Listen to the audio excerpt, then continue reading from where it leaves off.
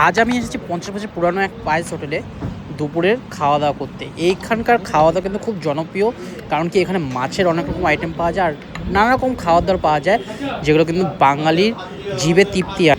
আর আমার সস্তায় বাঙালি থালি খেতে নানা জায়গায় ছুটে যেতে খুব ভালো লাগে। আর সেখানকার নানা রকম যে খাওয়ার আইটেমগুলো থাকে, ইঁচড় চিংড়ি হোক বা চিংড়ি পোস্ত হোক, মোচা চিংড়ি হোক, সেসব আইটেমগুলো ট্রাই করতে খুব ভালো লাগে। আজকে আমি চলে এসেছি কিন্তু নৈহাটির লক্ষ্মী হোটেলে। আর এখানে এসে কিন্তু একটা বোয়াল মাছ থালি অর্ডার করছি, তার সাথে কিন্তু রয়েছে এঁচোড় চিংড়ি। এঁচোড় চিংড়িটা কিন্তু বেশ সুন্দর, ছোটো ছোটো চিংড়ি রয়েছে। চিংড়িটা খোলা ছাড়ানো না, কিন্তু এঁচোড়টার কোয়ালিটি খুব সুন্দর আর বেশ সুন্দর, কিন্তু আগের থেকে অনেক ডেভেলপ হয়েছে, অনেক সুন্দর করে দিয়েছে কিন্তু এই হোটেলটাকে। তোমরা দেখতে পাচ্ছ, আগে যদি কোনো ভিডিও দেখে থাকো সেখানে কিন্তু অনেক পুরানো পাঁচিল ছাতিল ছিল, এখন কিন্তু রিনোভেশন করা হয়েছে। আর গলির মধ্যে মানে নৈহাটি স্টেশনে 1 নম্বর প্ল্যাটফর্ম থেকে বাইরে বেরোলে কিন্তু উল্টো দিকে মিষ্টি দোকানের পাশে একটা গলির ভেতরে কিন্তু এই পায়েস হোটেলটা রয়েছে। এর পাশেও আরেকটা হোটেল রয়েছে, ওইটাও একদিন খাবো। আর তবে এখানে আগে কিন্তু কলাপাতা থালার মধ্যে খেতে দেওয়া হতো, এখন কিন্তু কাগজের থালা দিয়েছে, যেহেতু কলাপাতা শেষ হয়ে গেছে। আমরাও এসেছি 3টের সময়, কারণ কি একটা নৈহাটির কাজে এসেছিলাম, সেই কাজটা কিন্তু পরে একটা ভিডিও তোমরা দেখতে পারবে।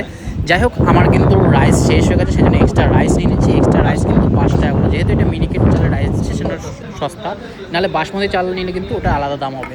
আর মুগের ডাল দিয়েছে, মুগের ডালটা বেশ সুন্দর। এই যে আলু ভাজা রয়েছে না, এই আলু ভাজা প্যাকেটে করে যে ছোটো ছোটো আলু ভাজাগুলো পাওয়া যায়, সেই আলু ভাজা দিয়েছে। আমার কিন্তু ব্যক্তিগতভাবে বাড়িতে হোক বা কোনো ধাবা হোক বা রেস্টুরেন্টে হোক, আলু ভাজাটা যদি মানে কুচো কুচো করে আলু কেটে যদি ওটা ভাজা হয় না, সেটা বেশি ভালো লাগে, যেটা পরোটা দিয়েও খেতে ভালো লাগে, ভাতের সাথে ডালের সাথেও ভালো লাগে। এটা কিন্তু রয়েছে মুড়ি ঘন্ট। মুড়ি ঘন্ট কিন্তু মাছের মাথা দিয়ে বেশ সুন্দরভাবে বানিয়ে। অনেক জায়গায় অনেক রকম মুড়ি ঘন্ট খেয়েছি, কিন্তু এখানকার মুড়ি ঘন্টটা আলাদা রকম লাগলো। এর আগে তোমরা যদি ব্লগটা দেখে থাকো, আমি কৃষ্ণনগরে গিয়েছিলাম, সেখানকার মুড়ি ঘন্টটা কিন্তু চাল চাল ছিল, সেই মুড়ি ঘন্টটা বেশ সুন্দর। আর আরেকটা জায়গায় খেয়েছিলাম শঙ্কর মিষ্টান্ন প্রতিষ্ঠান, যেটা কিন্তু কৃষ্ণনগরে, ওখানকার মুড়ি ঘন্টটা কিন্তু ওই চাল দিয়ে করা সেরকমভাবে মুড়ি ঘন্ট। কিন্তু এখানকার মুড়ি ঘন্টটা আমার মনে হয় যেন ডালটাকে শুকিয়ে নিয়ে, যেটা হচ্ছে মাছের মাথা দিয়ে ডাল হয়, সেরকমই একটা ফ্লেভার আসলো। যাই হোক, আমার কিন্তু মুড়ি ঘন্টটা এমনিতে বেসিক্যালি ভালোই লাগলো, খারাপ। মুড়ি ঘন্টার কথা বলতে বলতে সব ভাতই শেষ হয়ে গেছে, সেজন্য আবার কিন্তু ভাত নিলাম। এই একটা বোয়াল মাছ হচ্ছে, সর্ষে বোয়াল। বোয়াল মাছের সাইজটা কিন্তু বেশ সুন্দর রয়েছে। আর 200 টাকা একটা থালি নিয়েছে বোয়াল মাছ দিয়ে। বোয়াল মাছ ও নিয়েছে, আমিও বোয়াল মাছই নিয়েছি। বোয়াল মাছটা বেশ সুন্দর। আর এখানে সব মাছ কিন্তু টাটকা মাছ পাবে। তোমরা কিন্তু খেতে হলে এখানে মাছের আইটেমগুলো ট্রাই করো। মাছের প্রচুর আইটেম রয়েছে এখানে, পমফ্রেট হোক, ভেটকি হোক, মানে চিতল হোক, সব রকম মাছ কিন্তু এখানে পাওয়া যায়। সেই জন্য আমি কিন্তু এই মাছটা ট্রাই করলাম। বেশ ভালো ভালো পায়েস হোটেলে কিন্তু এসে কিন্তু সুন্দর সুন্দর মাছের রান্নাগুলো খাচ্ছি, আর বেশ ভালো লাগছে। এই বোয়াল মাছের তরকারিটা বেশ সুন্দর করেছে, মানে সর্ষে দিয়ে। তো বাড়িতে করলেও বেশ ভালো লাগে, কিন্তু বোয়াল মাছ আমি সেরকম চিনি না, সেই জন্য বাজারে কিনতে পারি। তবে একদিন ইচ্ছা আছে বাজার থেকে বোয়াল মাছ আর চিতল মাছ এনে বাড়িতে বানিয়ে খাবো, আর তোমাদের সাথে শেয়ার করব। যাই হোক, ও বোয়াল মাছ দিয়ে খাচ্ছে, আমিও খেলাম। বেশ সুন্দর কিন্তু রান্না হয়েছে। বোয়াল মাছটাও সত্যি কথা বলতে দারুণ বানিয়েছে, বেশ ভালো লাগলো।